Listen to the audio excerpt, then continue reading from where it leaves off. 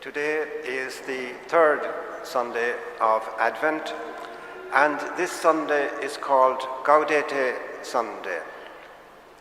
While Advent is a time of prayer and penance in preparation for the commemoration of the birth of our Lord and Saviour at Christmas, our Holy Mother the Church wishes to remind us too that the approach of this feast is also a time for hope and joy. Almighty God, the creator of the universe, took on human form and through his words and deeds, most especially through his death on the cross, opened for us the way to eternal life. This is the source of our faith and the source of our hope. And so, as Christmas approaches, hope rises in our hearts. The introit of today's Mass from the letter of St. Paul to the Philippians contains the words, Gaudete in Domino semper, rejoice in the Lord always. Thus, this Sunday is also called Gaudete Sunday, and there is a note of colour and praise in today's Mass, expressing our hope and joy at the approach of Christmas. The words Gaudete in Domino semper are also contained in the epistle of today's Mass. The Gospel today is again about St. John the Baptist from the Gospel according to St. John. And St. John again says that he is not the Messiah. He is a voice crying in the wilderness, calling on people to prepare the way of the Lord, to open their hearts and their minds to the coming and to the teaching of our Lord and Saviour, Jesus Christ.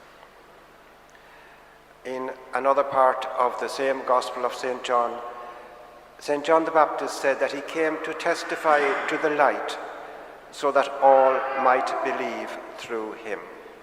St. John emphasized that he was not the light, but he came to testify to the light. Our Lord Jesus Christ is the light of the world. He is the light of the world because he enlightens our hearts, our minds, and our lives.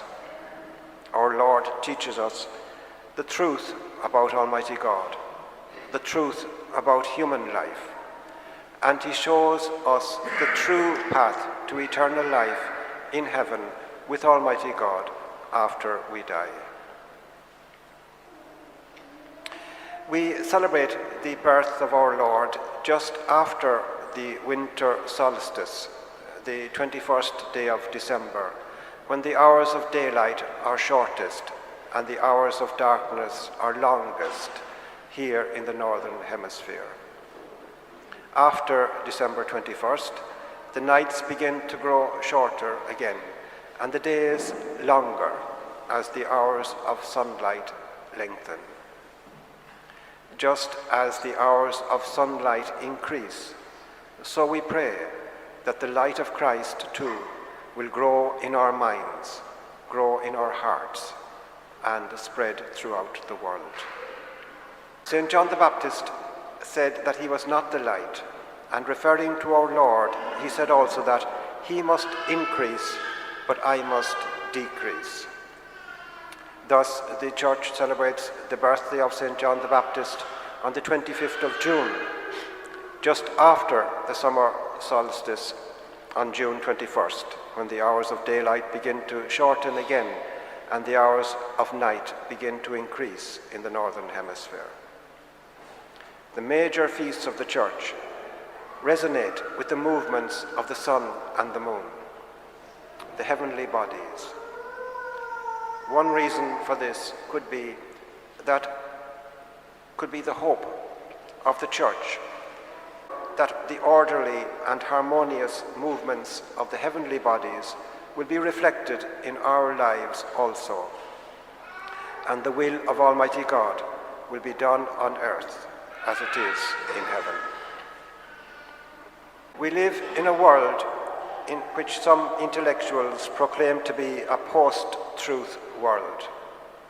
The words misinformation and disinformation are frequently heard, and people are encouraged to discover their own truth. When our Lord was brought before Pontius Pilate, he said to Pilate that he came into this world to give testimony to the truth. Pilate's reply was, "What is truth?"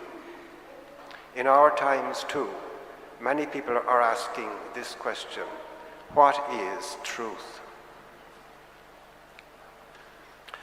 The truth about human life on planet Earth we know from the Apostles' Creed and from the other creeds of the Church. When we say, "I believe in God, the Father Almighty, creator of heaven and earth," we are declaring the fundamental truth about human life.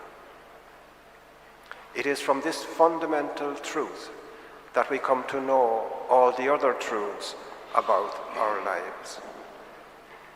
And the creator of the universe himself was born among us, born as one of us human beings. God became flesh and dwelt among us. This is the truth we recall and celebrate at Christmas. As Christmas approaches, let us again pray that the light of Christ may shine in the dark areas of our hearts, that the light of Christ may shine in the dark areas of our minds, and the light of Christ may shine in the dark areas of the society in which we live.